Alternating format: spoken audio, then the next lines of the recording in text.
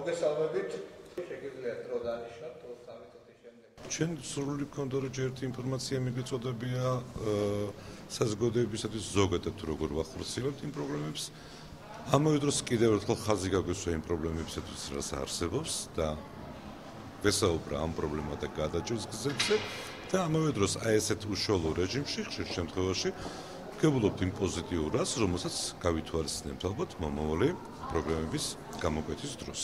საინტერესოა რომ გავეცანით ახლოს იმ ღონისძიებებს, რაც დაგეგმილია სამინისტროს მხრიდან. სიახლეა აუცილებლად და გასათვალისწინებელია ეს ფაქტი, რომ ახალი პროგრამები მიმდინარეობს სკოლების რეაბილიტაციის, სკოლების უზრუნველყოფის, სახელმძღვანელოებით და სხვა მატერიალურ-ტექნიკური ბაზით უზრუნველყოფის საკითხებში და ჩვენაც აქტიურად ვიქნებით ჩვენი მხრიდან ჩართულები, ჩვენ გვაქვს ჩვენი წინადადებები და შენიშვნები აღნიშნულთან დაკავშირებით და აუცილებლად მივაწვდით სამინისტროს და დაპირება არის ასეთი, რომ გათვალისწინებული იქნება აი მათ ბიუჯეტში ჩვენი შენიშვნებიც.